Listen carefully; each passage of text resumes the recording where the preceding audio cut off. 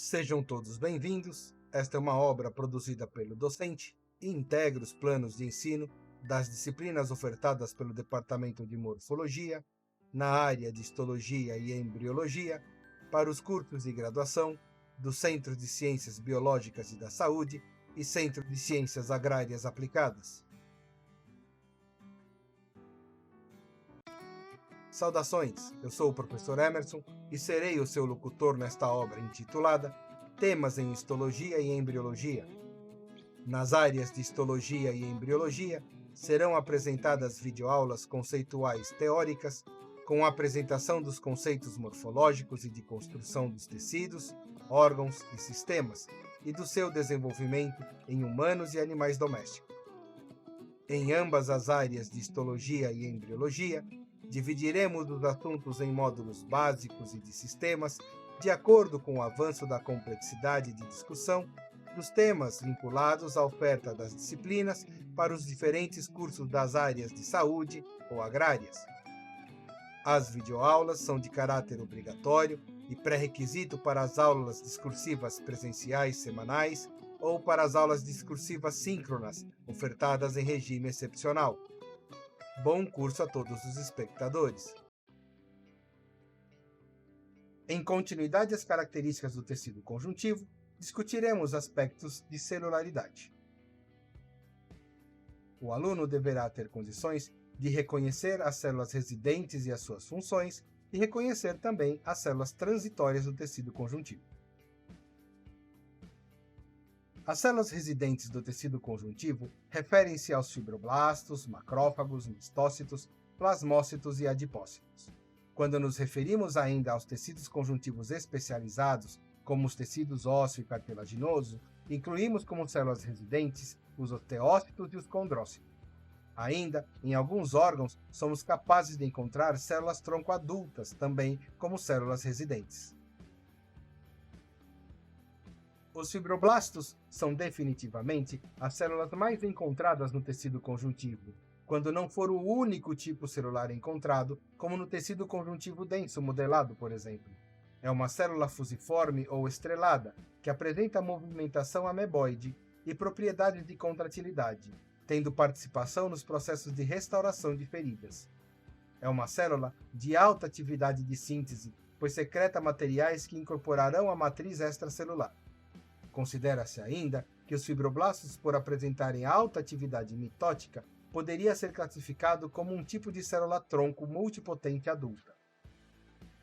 As células em produção apresentam a maquinaria de organelas mais desenvolvidas, como representado na imagem esquemática, assim são denominadas de fibroblasto, ao passo que as células que estiverem quiescentes, ou seja, sem produção, são denominadas de fibrócitos. Observa-se que os fibroblastos são geralmente estrelados ou ovalados, ao passo que os fibrócitos apresentam-se mais fusiformes e menores, conforme pode ser observado na fotomicrografia superior. A fotomicrografia inferior demonstra fibroblastos em situação de cultivo celular. Macrófagos são células derivadas de monócitos presentes no sangue. Os macrófagos recebem denominações diferenciadas de acordo com o tecido em que se encontram, tal como célula de Kupfer no fígado, osteoclastos no tecido ósseo, micróglia no sistema nervoso central e células de poeira no pulmão, além de células de Langerhans na pele, células dendríticas nos linfonodos e célula gigante multinucleada, que é a fusão de vários macrófagos no próprio tecido conjuntivo. Os macrófagos são células fagocíticas no tecido conjuntivo. São responsáveis pela fagocitose de processos de ferimentos ou danos, de células em processo de morte, de células não próprias e outros materiais. Em seu citoplasma, é possível observar a presença de lisossomos, que são vesículas associadas à digestão. Os macrófagos são células de longa duração, são recrutados em respostas a processos agudos ou crônicos, agindo então em processos infecciosos e durante o desenvolvimento de processos tumorais adicionalmente. Devido à sua capacidade de processamento de antígenos, a participação do macrófago melhora a resposta imune devido à liberação de citocinas e auxiliando na atração de linfócitos para o sítio da lesão. Nas fotomicrografias, podem ser observados macrófagos que caracterizam-se por serem células que apresentam núcleo ovoide ou reniforme, com citoplasma grande, no qual pode-se observar a intensificação da coloração em algumas áreas, devido aos processos de digestão celular presentes nos lisossomos. Plasmócitos são células derivadas a partir do linfócito B. São células com alta capacidade de secreção, pois produzem alta quantidade de anticorpos no tecido conjuntivo. São comumente encontradas no tecido conjuntivo do sistema digestório, respiratório e urinário e tecidos glandulares, como nas glândulas mamárias e salivares, provém do tecido glandular com a secreção de anticorpos, inclusive para o lúmen do sistema digestório. Observando-se o desenho esquemático e a imagem de microscopia eletrônica de transmissão ao lado, podemos determinar que os plasmócitos apresentam núcleos em formato de roda de carroça ou relógio, devido à característica de acúmulos de heterocromatina nos limites do núcleo. O núcleo é excêntrico, ou seja, deslocado para a periferia da célula. O citoplasma é rico em retículo endoplasmático rugoso e cora-se em tom basofílico.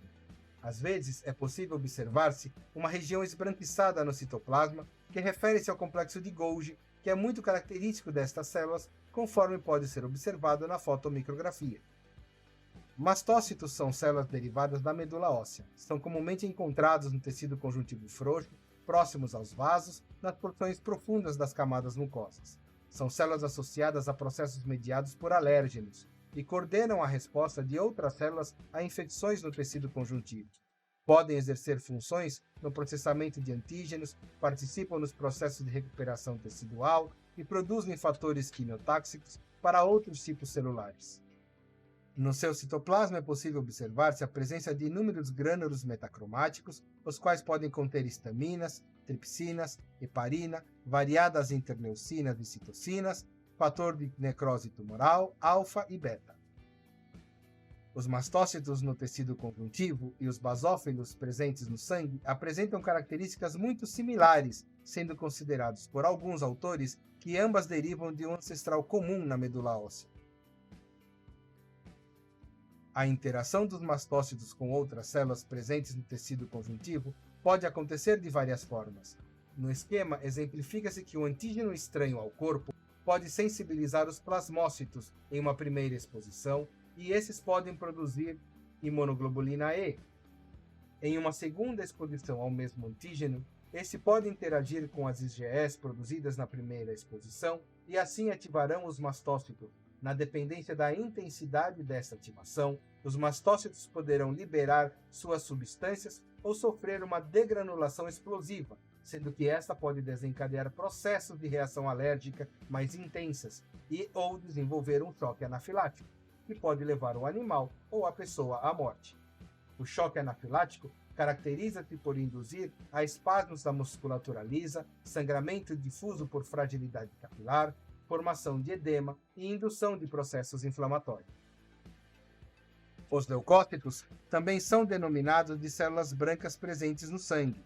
São considerados, assim, células transitórias do tecido conjuntivo, uma vez que a sua migração para o tecido é dependente de sinalização e recrutamento.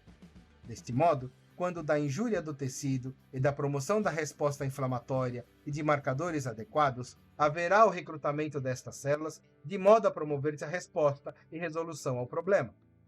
Destacamos que as células que são recrutadas para o interior do tecido conjuntivo não retornam para a corrente sanguínea, com exceção dos linfócitos, que têm livre circulação no organismo. As células leucocíticas serão divididas em granulares e agranulares, compondo-se as granulares, os neutrófilos, os eosinófilos e basófilos, e as agranulares, os linfócitos e monócitos. O detalhamento das características de cada tipo celular e suas devidas funções serão discorridas quando da discussão do tecido conjuntivo especial sanguíneo. Na próxima videoaula, iniciaremos as discussões das características dos tecidos conjuntivos especiais.